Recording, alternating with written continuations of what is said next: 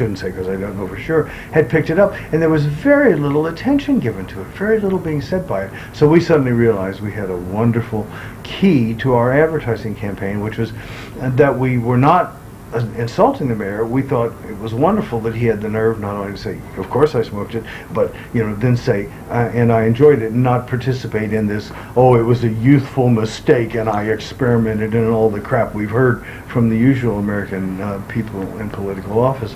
So then we ran with it. We made a series of ads. We paid an enormous amount of money to put one in the New York Times. And then what we realized was the simple fact of an advertising campaign referring to the mayor's remark would become news.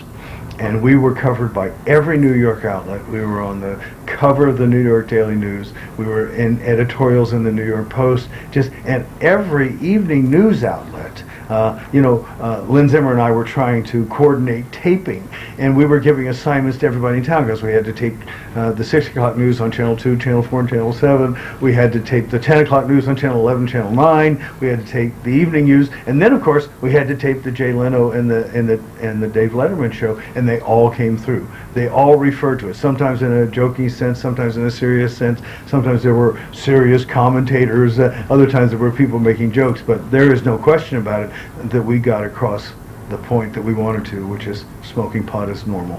What was the reaction from Mayor Bloomberg? He, in a certain sense, he did clearly the right thing. He said, yes, I said it, and he said, I said it because it was the truth, and I promised that I'd never lie to you. So I had to speak the truth and ask this. Now, I'm sorry that these people picked it up. He didn't say these people, but I'm sorry that it's become the basis for the advertising campaign. And I'm opposed to marijuana decriminalization. Now, if the reporters were any good, they would have pointed out that marijuana is already decriminalized in New York State, that in the privacy of your home you can smoke and use up to an ounce of marijuana. New York was one of the early decrim states, and it's still a good decrim law for in the privacy of your home. So the mayor then felt the need to sort of make some corrections and say, I'm still opposed to decriminalization of marijuana. We're going to continue to enforce the law. Now, we don't know if he will. The important issue of the law in New York is not what I just referred to, that it's decriminalized.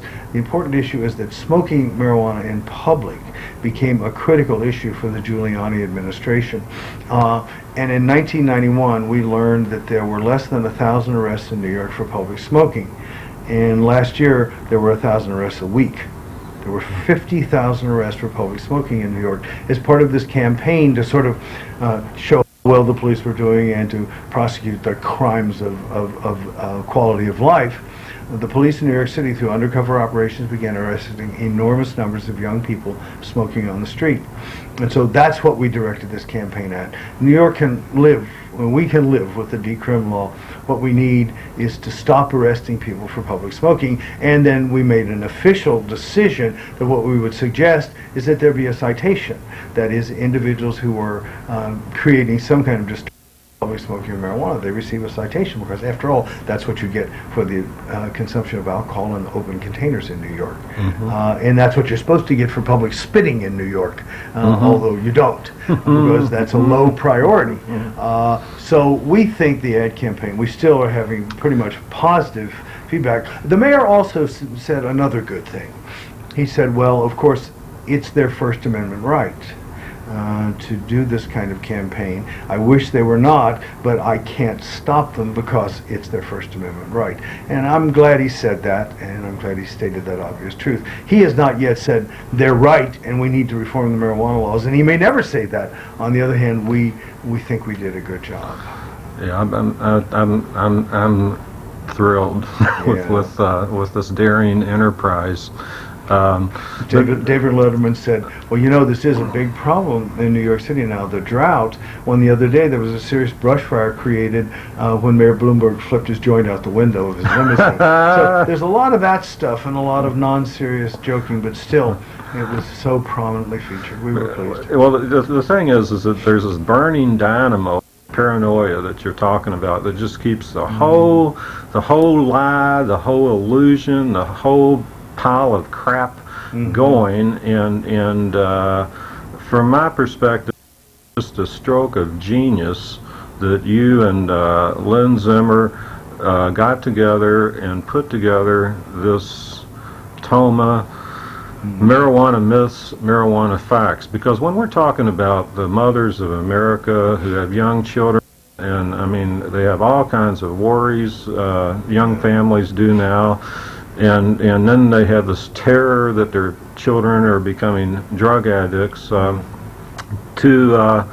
To directly address the issues of what are the actual facts and the actual myths having to do with marijuana use, really kind of hit the nail on the head. And I'm curious if you would mind just for a few minutes talking about maybe some of the a few of the major myths and the major facts that are in your book. By the way, Dr. Morgan's book, Marijuana Myths, Marijuana Facts, is available on Amazon.com. Amazon.com. We're still pretty well listed on Amazon.com, and of course the book can be ordered from the Drug Policy Alliance, Lindesmith Center in New York City, and we find that it's still in most major bookstores. Walk into a Barnes & Noble and you'll probably find a copy still. Right. One of the reasons that the book has been so widely distributed is Ethan Nadelman and the Drug Policy Alliance and the Lindesmith Center, because they actually paid for printing a number of them, and they've given many away. As well as there continuing to be commercial sales. But for people back in Louisville, Kentucky that haven't had a chance to read your book, and the mothers that might be watching this show, or the parents, what would you say?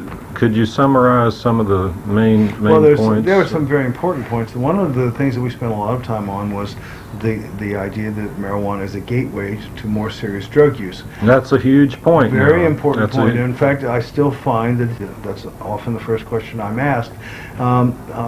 Lynn did most of the historical work to find out that in the 1950s, Anslinger and members of the Bureau of Narcotics went from state to state telling people that they needed more tough penalties because marijuana use obviously led to heroin use. Now, the fact that that's clearly not true has not diminished their zeal, because now it leads to cocaine use or any other kind of pill use.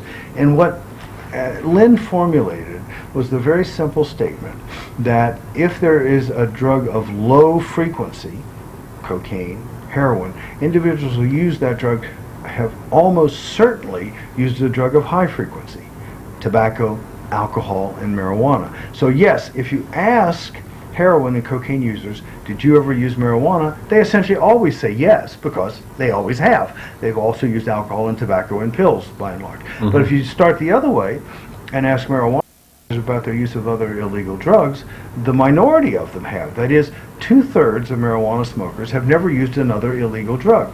So the idea that it's a gateway to other illegal drug use is obviously fallacious. But the warriors keep hammering on the fact that most users of cocaine have used marijuana before, and you can't make them stop by pointing out that most users of heroin have drunk milk before.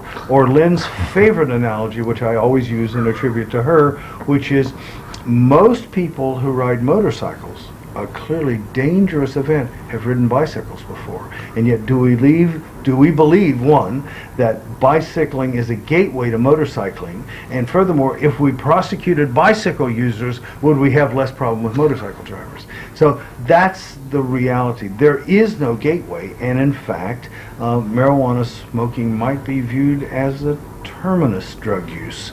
That's where people stop. And if we legalize marijuana, then the minority of Americans would be illegal drug users.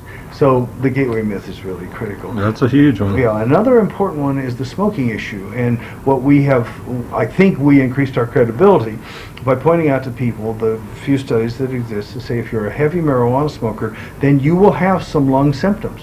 You will have more colds, you'll have more coughs, you'll produce more phlegm, you'll have more episodes of acute bronchitis. Now, this is important, and this generally happened in a group of people who were smokers of 1 to 3 joints a day. That's a very heavy marijuana use rate, as you know. Most people use less than 1 a week, but these were heavy users, and so they had more coughs and colds. Absolutely true.